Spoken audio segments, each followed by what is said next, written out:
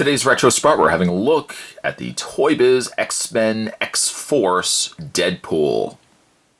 Earlier released Deadpool figures. He comes with several different accessories. He also comes with a removable mask. And down below it says Mutagenic Hidden Nightmare. Deadpool. That's how they've described Deadpool back then. Picture on the front, or picture on the top of the card here, is a picture of Cable. Screams 90s, really, looking at Screams 90s. For ages 5 and up, coming from the folks, unfortunately, from the folks over at Toy Biz who don't produce toys anymore, which is kind of sad. But on the back of the card, the read-up says, "You won't even hear the bullets whiz by when this mercenary with a mouth starts yapping." Not only the self-healing arsenal who calls himself Deadpool capable of taking down the hardest of targets with his weapons, he's just as likely to talk them to death. It says, peel off Deadpool's mask and plug on his hand to reveal his hidden mutagenic skin. As well as all the other figures that they produced for X-Force, which I can bring the camera in here. Characters such as Brimstone. Who's Brimstone? I don't even remember anymore. There's Mean Streak, Metalhead, Bloodhawk, Skullfire. Some other characters there as well. Cameron Hodge, Phalanx, Senyaka. I mean, there's just a whole range of them. But I gotta give it to Toy Biz. Toy Biz always produced figures for pretty much every character you could think of. Every conceivable character you could think of, Toy Biz was making figures for. They also made a Blackbird Jet and also an X-Men Sentinel. Kind of ridiculous looking, but back then that's what we got for Sentinels. Your date code, set your time machine back to 1995. That's when they were producing at least Deadpool here. And what I'm going to do is take a break. Going to get this opened up. When we come back, we're going to get a better look at the X-Men X-Force Deadpool. Don't go anywhere, guys. There's definitely more heading your way. Stay tuned. Did I mention that Deadpool came with a card? Did I mention that it was a Rogue and Pyro and Avalanche card from the Fleer 94 Ultra X-Men cards that have a metallic background? Did I mention that? No? There it is, right there. Oh, I guess it helps if I turn it sideways. Something else that you don't see much anymore, loaned here, is the fact that you don't see really cool trading cards anymore. Yeah, you still get some trading cards, but it's not what it was. Not back in mid-90s, though. Limited edition subset 2 of 6. Like I spent a lot of time, it's the card. Well, maybe one day if I get these kind of cards, I'll review them for you. But yeah, see, Deadpool's even fallen asleep. So let's move the card aside. Let's focus our efforts on Deadpool. Let's focus our efforts on Deadpool. All right, so rose-colored glasses on. They say rose-colored glasses, if you haven't heard the term. That's when you look at something biased because it means something, or maybe because you have something that, there's something that brings a level of joy to you, so therefore you kind of look at it differently than just somebody who has an unbiased opinion. Looking at it with my rose-colored glasses, he's not a bad-looking figure. Now, yes, you could say he's very big, he's very bulky, very, especially spinning around the side of him, very over-proportioned in some areas, and then because he's over-proportioned in things like his torso, his arms and legs, he just kind of looks very, very stocky, very short and squat. That looks like something that Rob Liefeld would have drawn, this big, over-exaggerated chest. Paint, though, and everything else, he's not a bad-looking figure. Now, he's really damaged, like areas to his suit ripped up on the shoulders there, or the whole sleeve area is exposed, and also in his legs. But you know what? He's not a bad figure, and I gotta say, he is articulated.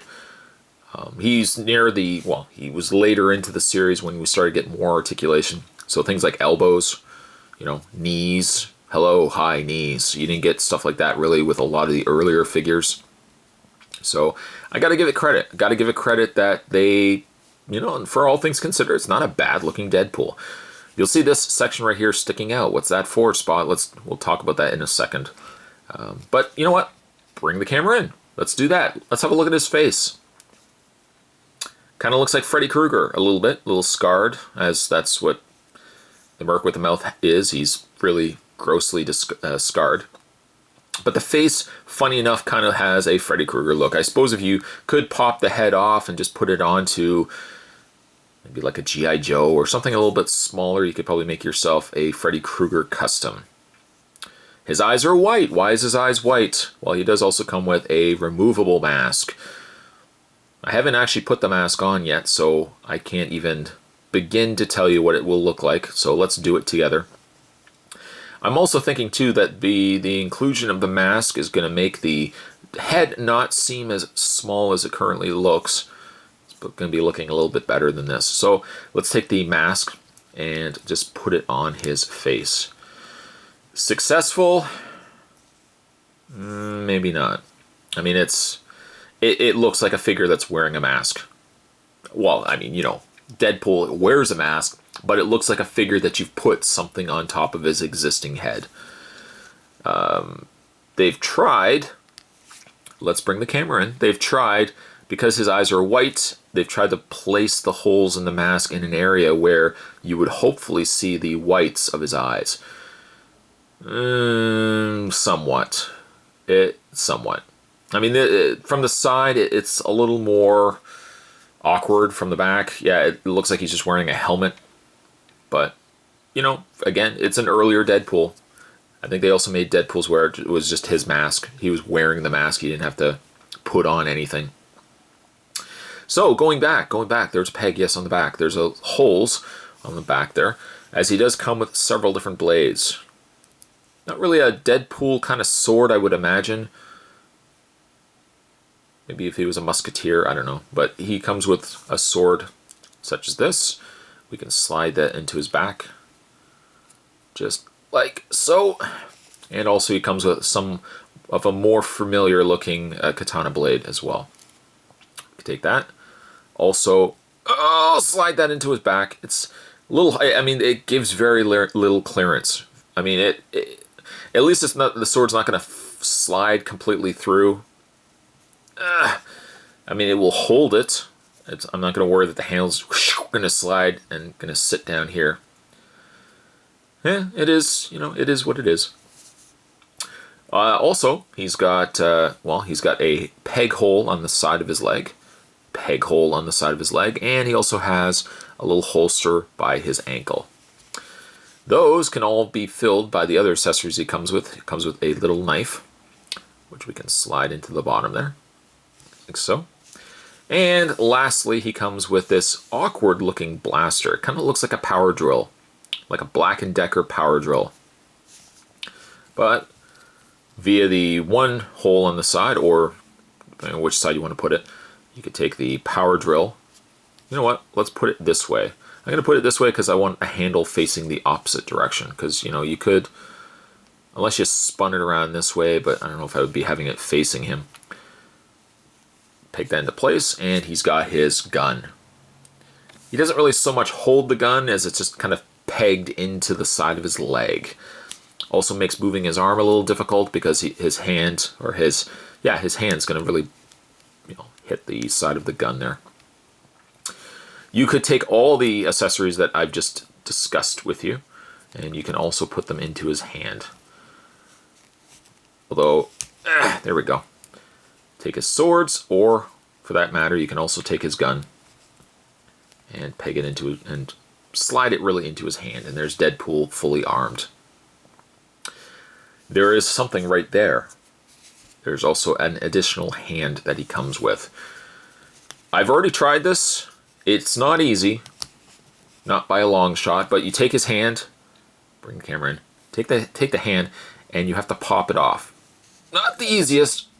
I find you kind of turn it and wiggle it, and you can pop it off and hopefully knock nothing else off your desk.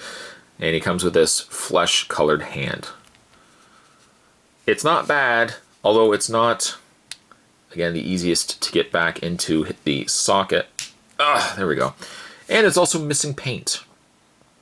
I don't know, it looks like it was supposed to either be a glove or that's the bottom of his sleeve, but it's not painted red.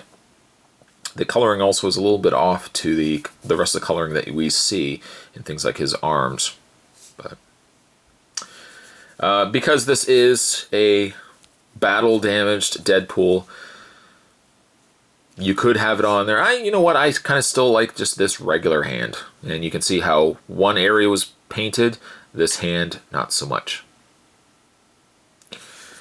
Would I say this is a great figure? And again, I'm looking at this with rose-colored glasses. It's all right, but again, I think Toy Biz did another Deadpool that was much better than this guy right here. If you get the chance, get that Deadpool. This guy I would probably just leave be.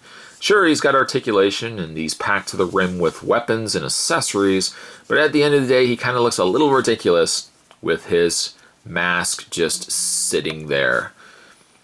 For that reason, this Deadpool, I'm only going to give him a 6.